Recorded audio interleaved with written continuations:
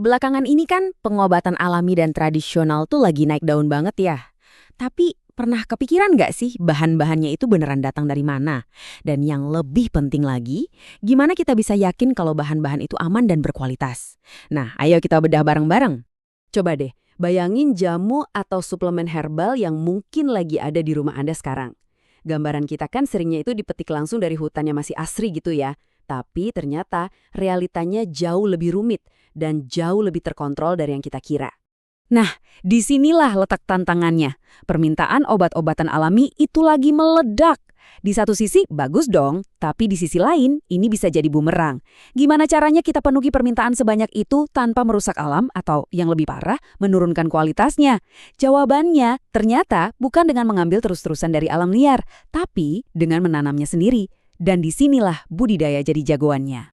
Oke, sebelum kita lanjut lebih jauh, kita samakan persepsi dulu ya soal beberapa istilah penting biar nanti obrolannya nyambung. Yang pertama, apa sih tanaman obat itu? Gampangnya gini, ini tuh bukan tanaman hias biasa. Ini adalah tanaman yang punya semacam kekuatan super, yaitu senyawa aktif di dalamnya yang bisa bantu kita mencegah atau mengobati penyakit. Terus ada yang namanya budidaya. Jangan bayangin ini kayak menanam di pot belakang rumah ya. Ini jauh lebih serius. Anggap aja ini seperti laboratorium tapi di lahan terbuka. Setiap tahapnya dari menanam sampai panen itu direncanakan dan diawasi super ketat. Tujuannya cuma satu, dapat bahan baku dengan kualitas paling top. Mungkin sekarang Anda mikir, kenapa harus ribet itu sih?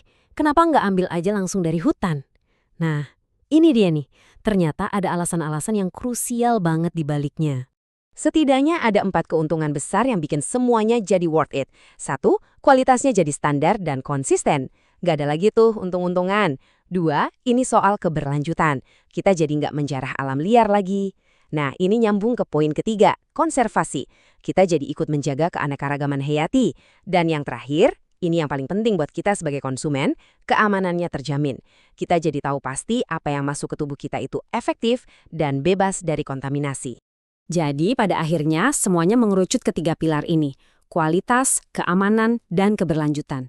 Kalau udah ngomongin soal kesehatan, 3 hal ini harga mati, nggak bisa ditawar.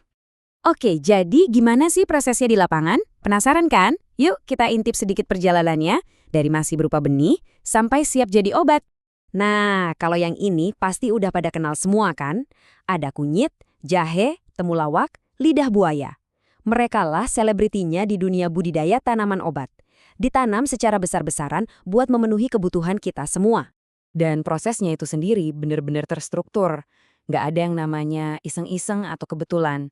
Mulai dari menyiapkan lahannya, memilih bibit unggul, sampai cara menanamnya. Bahkan setelah tumbuh pun perawatannya intensif banget. Semuanya harus presisi, karena salah sedikit pas panen aja, itu bisa ngaruh banget ke kualitas produk akhirnya. Soal melindungi dari hama juga beda. Bukannya disemprot bahan kimia yang keras, pendekatannya justru sangat alami. Bisa pakai predator alaminya si hama, atau pakai pestisida dari tumbuhan lain. Tujuannya jelas, biar tanamannya tetap bersih, murni, dan gak ada sisa-sisa bahan kimia berbahaya. Oke, sekarang coba kita zoom out sedikit. Kita lihat gambaran besarnya. Apa sih sebetulnya dampak semua ini buat masa depan dunia medis dan obat-obatan yang kita pakai? Wah, ternyata perannya itu fundamental banget.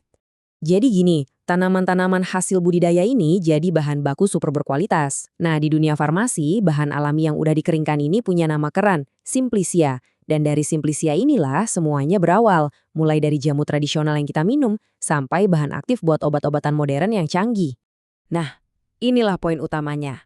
Budidaya yang terkontrol dan berkelanjutan ini adalah fondasi dari semua jaminan kualitas dan keamanan di industri farmasi.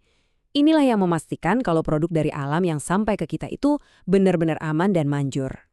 Jadi, sambil kita terus melirik ke alam buat cari solusi kesehatan, pertanyaannya jadi buat kita semua nih, kira-kira harta karun apa lagi ya yang masih tersembunyi di alam sana yang tinggal menunggu sentuhan kita untuk dibudidayakan demi kesehatan kita di masa depan?